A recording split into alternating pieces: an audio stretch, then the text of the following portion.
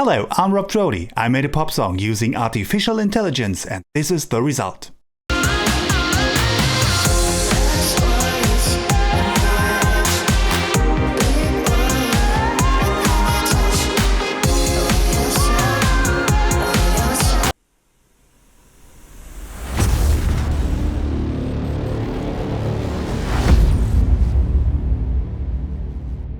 Hello, my name is Rob Trody. Welcome to my channel. Today I want to make a pop song using artificial intelligence, and I'm going to use a website called Songstarter from a company called BandLab.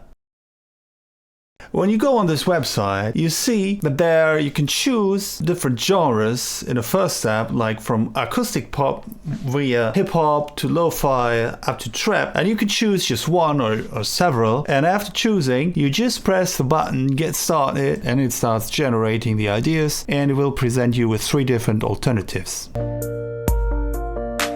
And you can always generate new ideas by clicking on the dice.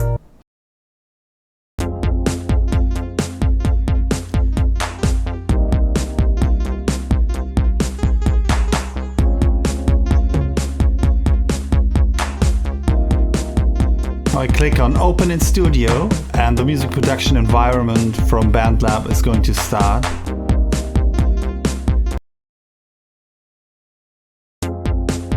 I want to export the MIDI information. I want to work with the MIDI information in my DAW Ableton Live, and you see the AI generated MIDI information here.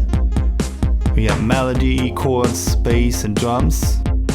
And I will export the MIDI information by clicking on each of those bars and export it as MIDI.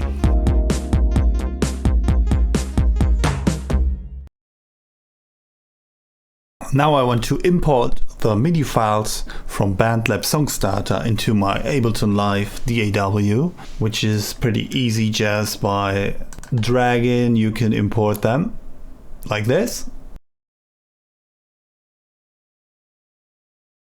What I want to do now is I want to replicate these layers in Ableton.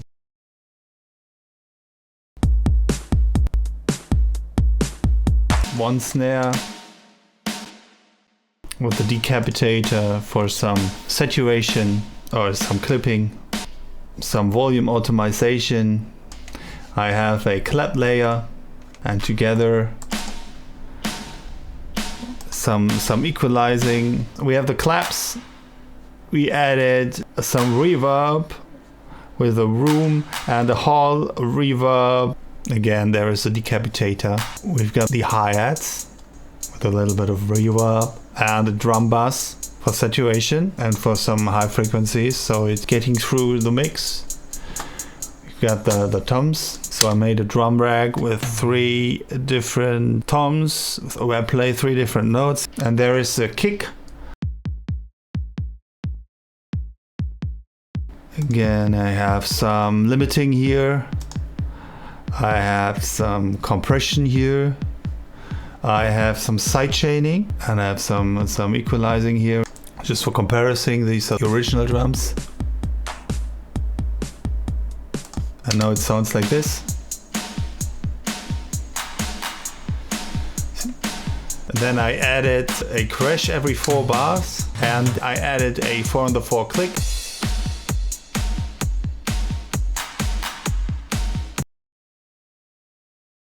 Now we add the bass, which is simply a Nexus factory preset, some sub. For comparison, this is bass and drums in the original.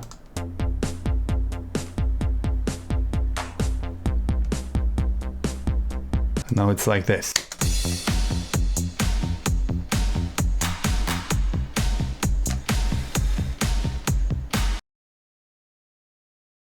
Now let's have a look on the chords.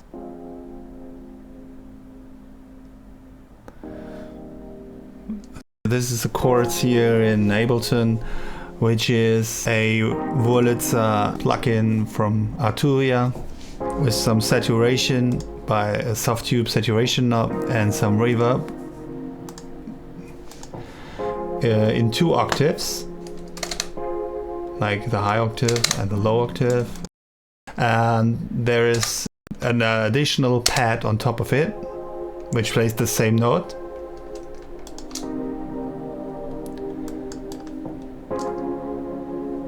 A layer of chords.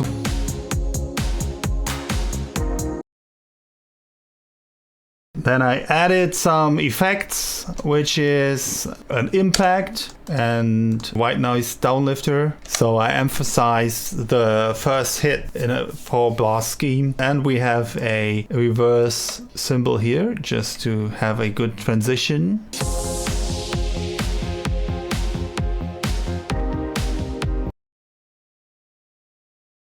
Let's have a look at the melody, which is like pretty plain in the original. So I tweaked it a bit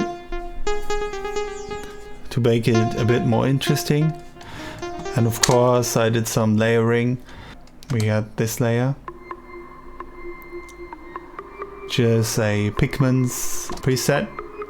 We got a Spire preset with an OTT and some equalizing, another Spire plugin for the lower octave, and another Pigments preset.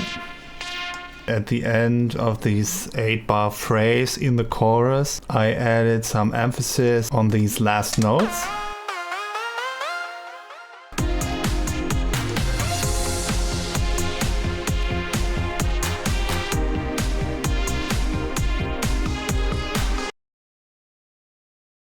To finalize the chorus, I added some vocals, which I found in Loop Masters.